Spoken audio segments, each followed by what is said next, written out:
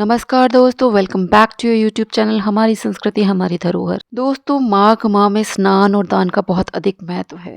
मकर संक्रांति के दिन आपको 14 दीपकों का दान अवश्य करना चाहिए। ये दीपक तिल के तेल से बनाए जाने चाहिए, अथवा कोई और तेल है तो उसमें आप तिल डालकर तब इसको दीपकों को जलाइए। इन दीपकों के दान के बिना आपका माघ माह का दान अधूरा माना जाता है।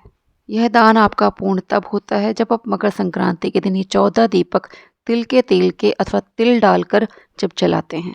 आज के इस वीडियो में मैं आपको बताने वाली हूँ कि आपको ये दीपक किस प्रकार जलाने हैं, कहाँ कहाँ जलाने हैं, दीपक किस प्रकार के आपको लेने हैं। देखिए, पहला दीपक मैं आपको यहाँ पे पीतल का दिखा रही हूँ। एक छोटा सा और मैंने दीपक लिया है यहाँ पे। आप तांबे का दीपक भी ले सकते हैं। हम मिट्टी का दीपक भी जला सकते हैं। ये देखिए, मिट्टी का दीपक है। हम यहाँ पे आटे के दीपक भी जला सकते हैं। इसके लिए आपको आटा कड़ा सानना होगा। इसमें नमक नहीं डला होना चाहिए। आप इसमें देखिए, जैसे मैं बना रही हूँ, आप अंगूठे और उंगली की मदद से ये दीपक ईजिली इस तरह से बना सकते हैं। धातु के दीपकों को जलने के बाद उनका दान कर दिया जाता है। आटे के दीपक जलने के बाद उनकी रुई निकाल कर आप उसको गाय को खिला सकते हैं। इन मिट्टी के दीपकों को जलने के बाद आप इनका विसर्जन कर दें। इनमें दोबारा नहीं दीपक जलाया जाता है। मिट्टी से बनी वस्तुओं का पूजन में केवल एक बार ही उपयोग किया जाता है। यहाँ हम 14 की संख्या में मिट्टी के दीपक ले रहे हैं। मिट्टी के दीपक नए आपको लेने हैं, पुराने दीपक नहीं लेने हैं। अब हम यहाँ पर तिल लेंगे, गोल अथवा लंबी रुई की बाती लेंगे। अब हमने यहाँ पे गोल रुई की बत्तियाँ ली हैं, इनको हम यहाँ पर दीपकों में रख रहे हैं। इसमें मैं तिल का तेल डालूंगी। आप यदि तिल का तेल नहीं डालते हैं, कोई दूसरा तेल डालते हैं, तो उसमें आपको फिर तिल ऊपर से डालना होगा। पितरों के लिए हम यहाँ 2 लंबी बाती का दीपक जलाएंगे। मकर संक्रांति के दिन सूर्य धनु राशि से निकलकर मकर में प्रवेश करते हैं, इसलिए इस दिन स्नान, दान, व्रत, पूजा पाठ आदि का विशेष महत्व होता है। यहाँ मैंने 14 दीपकों में 14 बातियां रख दी हैं। ये दीपक आप देसी घी से जला सकते हैं। आज के दिन तिल का बहुत अधिक महत्व होता है, इसलिए तिल के तेल से दीपक जलाए जाने चाहिए। आपके पास तिल का तेल नहीं है तो आप सरसों के तेल से भी जला सकते हैं, लेकिन उन दीपकों के ऊपर आपको तिल डालना पड़ेगा। मकर संक्रांति पर सूर्य के उत्तरायण प्रवेश को अत्यंत शुभ माना गया है, क्योंकि इस दिन से पूरे मलमास से रुके हुए विवाह, गृह प्रवेश, यज्ञोपवीत संस्कार जैसे मांगलिक व शुभ कार्य पुनः शुरू हो जाते हैं। साथ ही इस दिन दान का विशेष विधान है, क्योंकि ऐसा माना जाता है कि मृत्यु के पश्चात मनुष्य का मित्र केवल उसका दान है। जो उसने जीवन भर दान करा है वही उसके साथ जाता है। मकर संक्रांति के दिन तिल व गुड़ के दान का बहुत अधिक महत्व है। कहते हैं कि तिल के तेल से इस दिन मालिश अवश्य करनी चाहिए। तिल का उपटन लगाना चाहिए। श्री की प्राप्ति के लिए पूजा के बाद तिल से हवन करना चाहिए। मकर संक्रांति के दिन तिल से बने खाद्य पदार्थों का सेवन भी करना चाहिए। दीपकों में हमने तेल डाल दिया है, अब हम इनका पूजन कर रहे हैं। इनको रोली, हल्दी, कुमकुम लगाएंगे, अक्षत छिड़केंगे, पुष्प चढ़ाएंगे। इसके बाद इनको प्रज्वलित करेंगे। अपने इष्ट देव का स्मरण करते हुए हमें दीपक प्रज्वलित करने चाहिए। यहाँ हमने सारे दीपक प्रज्वलित कर लिए हैं। इन दीपकों में मैंने तिल भी डाला है। पहला दीपक हम अपने घर के मंदिर में प्रज्वलित करेंगे। दूसरा दीपक हम तुलसी जी के समक्ष रखेंगे। तीसरा दीपक हम आंवले के वृक्ष के नीचे रखेंगे। यदि केले का वृक्ष हो तो आप वहाँ पे भी रख सकते हैं। मेरे तुलसी, आंवला और केला सब एक साथ हैं, तो यहाँ मैंने 2 दीपक रख दिए हैं।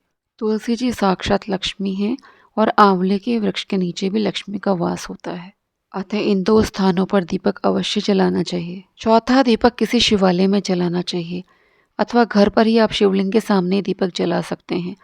शिव परिवार के सामने भी दीपक जला सकते हैं। 5वां दीपक बेलपत्र के पेड़ के नीचे जलाया जाता है, तो यहाँ मैंने बेल का पेड़ लगाया तो उसी के नीचे मैंने दीपक रखा है। छठा दीपक आप घर की दहलीज पर जलाइए, यहाँ से लक्ष्मी जी का आगमन होता है। 7वां दीपक आपको यज्ञशाला में जलाना चाहिए। जहाँ पे यज्ञ होता है बहुत ही पवित्र स्थान होता है, तो वहाँ हमें आशीर्वाद मिलता है। यदि आपको यज्ञशाला नहीं मिलती है तो घर में जहाँ आप हवन करते हैं आप उसी स्थान पे जला दीजिए। 8वां दीपक आप पितरों के निमित्त जलाइए। पितरों के निमित्त आप जो दीपक जलाते हैं उसमें 2 बाती का दीपक जलना चाहिए। इसको दक्षिण की ओर रखा जाता है। आप जब भी दीपक रखते हैं तो उसके नीचे आपको सतिया बना लेना चाहिए, अथवा आसन के लिए पुष्प या अक्षत रखना चाहिए। दीपक रखने के बाद आप दीपक को प्रणाम भी करें। मकर संक्रांति के दिन गंगा जी में स्नान और गंगा के तट पर दीपदान का बहुत अधिक महत्व होता है। यदि आप गंगा स्नान के लिए न जा पाएँ तो आप घर पर ही गंगा जल ही रखकर अथवा जिसमें भी आपने गंगा जल रखा है उसी के सामने एक दीपक माँ गंगा को स्मरण करते हुए प्रज्वलित करके हाथ जोड़ लें।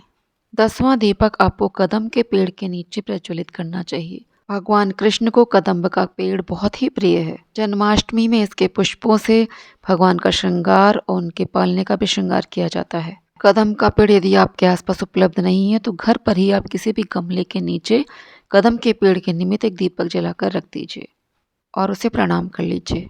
11वां दीपक बरगद के पेड़ के नीचे जलाया जाता है। बरगद का पेड़ यदि घर के आसपास उपलब्ध ना हो तो घर पर ही आप केले के पेड़ के पास इसका दीपक जला सकते हैं और हाथ जोड़ लें।